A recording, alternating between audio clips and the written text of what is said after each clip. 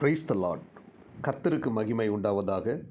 இந்த நல்ல காலை வேளையில் கர்த்தருடைய வார்த்தை மூலமாய் உங்கள் யாவரையும் சந்திப்பதிலே நான் மிகுந்த மகிழ்ச்சி அடைகிறேன். எபிரேயர் புத்தகம் 4ஆம் அதிகாரம் 12ஆம் வசனம். தேவனுடைய வார்த்தையானது ஜீவனும் வல்லமையும் உள்ளதாயும் இருபுறமும் கருக்குள்ள எந்த பட்டயத்தினாலும் கருக்கானதாயும் ஆத்துமாவையும் ஆவியையும் கணுக்களையும் ஊனையும் பிரிக்கத்தக்கதாக உருவ குத்துகிறதாயும் இருதயத்தின் நினைவுகளையும் யோசனைகளையும் வகையறுக்கிறதுமாயிருக்கிறது.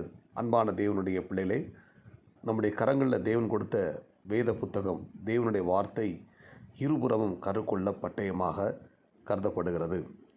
ஒரு மனிதன் ஆற்றில் ஓடிக்கொண்டிருக்கிற தண்ணீரை எடுத்து தன்னுடைய கையில் எடுத்து குடித்து கொண்டே இருந்தான். அதை கவனித்த இன்னொரு மனிதன், இந்த ஆற்றுல வர தண்ணி சுத்தமில்லாத தண்ணி, இந்த மனிதன் எடுத்து குடிக்கிறானே என்று சொல்லி அதை குடிக்க வேண்டாம் என்று சொல்லி அவனை தடுத்தான். ஆனாலும் அவன் கேட்காமல் அந்த மனிதன் அந்த தண்ணீரை எடுத்து மறுபடியும் எடுத்து குடிக்க ஆரம்பித்தான். இப்பொழுது அந்த மனிதன், இன்னொரு மனிதன் தன்னுடைய கையில் இருந்த மைக்ரோஸ்கோப்பை எடுத்து அந்த தண்ணியில் ஒரு டம்ளர், அந்த ஆற்று தண்ணியில் ஒரு டம்ளர் தண்ணீர் எடுத்து அந்த மைக்ரோஸ்கோப்பினால் அந்த தண்ணியை பார்க்கும்படி தண்ணி குடித்த மனிதனிடம் அவன் காண்பிக்கிறான். அந்த மனிதன் அந்த கப்பில் இருந்த தண்ணீரை அந்த மைக்ரோஸ்கோப்பின் மூலமாய் பார்க்கும்போது அந்த தண்ணீரில் ஏராளமான வைரஸ் புழுக்கள் எல்லாம் நெளிந்து கொண்டிருந்தது.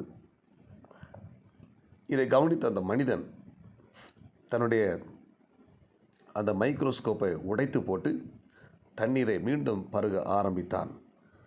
அன்புக்குரிய தேவனுடைய பிள்ளைகளை, இன்றைக்கும் அநேக தேவனுடைய பிள்ளைகள் இந்த மனிதனைப் போல இன்னொரு எச்சரித்தாலும், மைக்ரோஸ்கோப்பை காட்டி இந்த தண்ணீரை குடிக்க வேண்டாம் என்று எச்சரித்தாலும் அதையெல்லாம் உதாசீனப்படுத்தி மறுபடியும் அந்த தண்ணீரை குடிக்கிற மனிதர்களைப் போல இன்றைக்கு அநேக தேவனுடைய பிள்ளைகள் இருக்கிறார்கள்.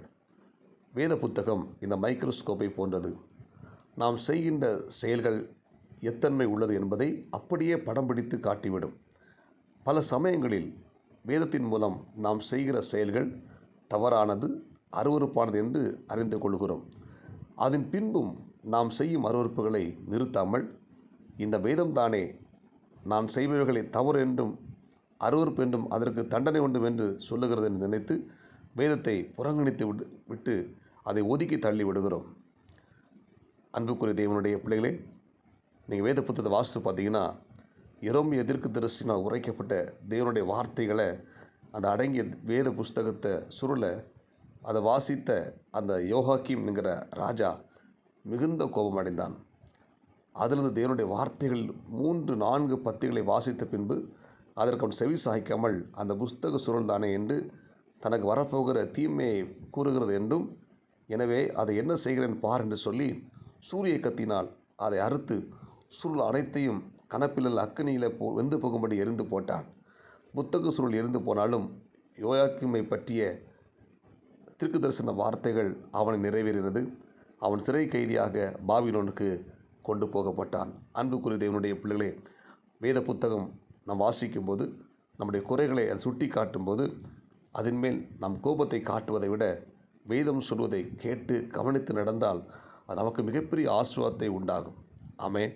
இந்த வேத புத்தகம் நமக்கு ஒரு மைக்ரோஸ்கோப்பி போன்றது. ஆமென். நம்முடைய குற்றங்களையும் நம்முடைய தவறுகளையும் படம் பிடித்து காட்டுகிறது. அப்படி காட்டும்போது நம்ம என்ன செய்யணும்? மனம் திரும்ப வேண்டும். ஹல்லேலூயா. வசனத்தை படிக்கும்போது நம்மிடத்தில் குறைகளையும் குற்றங்களையும் உணர்த்தும் போது நம்ம என்ன செய்யணும்? மனம் திரும்பணும். மனம் திரும்பும்போது தேவன் நம்மை ஆஸ்வதிக்கிறார். ஆனால் இன்றைக்கு பெரும்பான்மை மக்கள் என்ன செய்கிறாங்கன்னா, இப்படி வேத புத்தகத்தை படிக்கும்போது நம்முடைய குறைகளையும் நம்முடைய தவறுகளையும் நம்முடைய பாவத்தையும் உணர்த்தும் போது அதை படிக்காமல் ஒதுக்கி தள்ளுவதை நாம் பார்க்க முடிகிறது. அன்புக்குரிய தேவனுடைய பிள்ளைகளை, இந்த இறைவார்த்தை கேட்கிற நீங்கள் நானும் ஒவ்வொரு நாள் வேத புத்தகத்தை வாசிக்கும்போது நம்முடைய தவறை சுட்டி காட்டும்போது நாம் மனம் திரும்பும்போது நம்மை கர்த்தர் ஆஸ்வதிக்கிறார். நம்மை உயர்த்துகிற அந்த புதிய ஆண்டு வேத புத்தகத்தை வாசிக்கும்போது நம்முடைய தவறையும் குற்றத்தையும் பாவத்தையும் உணர்த்தும் பொழுது மனம் திரும்புவோம். அப்பொழுது நமக்கு மிகப்பெரிய ஆசீர்வாதத்தை, வேதத்தில் சொல்லப்பட்ட ஆசீர்வாதங்கள் நம்முடைய சிரசின் மேல் வந்து பலிக்கும். எனவே இந்த இறைவார்த்தை கேட்கிற தேவனுடைய பிள்ளைகளே, நாம் ஒவ்வொருத்தரும் வேத புத்தகத்தை படித்து அதற்கு கீழ்ப்படிவோம். வேத புத்தகத்தை படிக்கும்போது நாம் உணர்த்தப்படும் போது எந்தெந்த பாவங்கள் செய்து கொண்டிருக்கிறோமோ அதை நிறுத்திவிட்டு நாம் பரிசுத்தமாய் வாழ்வோம். கர்த்தர் நம்மை ஆஸ்வதிப்பாராக. ஜெபிப்போமா. பரலோக தேவனே, இந்த இறைவார்த்தை கேட்ட ஒவ்வொரு தேவனுடைய பிள்ளைகளுக்காக நான் ஜெபிக்கிறேன். இந்த இறைவார்த்தை கேட்ட ஒவ்வொரு தேவனுடைய பிள்ளைகளும் கர்த்தர் ஆஸ்வதிங்க.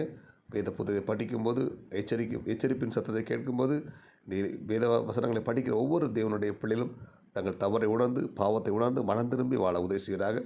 இந்த இறைவார்த்தை கேட்ட எல்லாரையும் ஆஸ்வதிங்க. இந்த நாளுக்குரிய கிருபை கொடுங்க. இயேசு கிறிஸ்துவின் நாமத்தில் ஜெபிக்கிறோம் நல்ல பிதாவே, ஆமென். God bless you. உங்களை யாவரையும் கர்த்தர் ஆசீர்வதிப்பாராக. இந்த நாள் உங்களுக்கு இனிமையாக அமையட்டும். ஆமென்.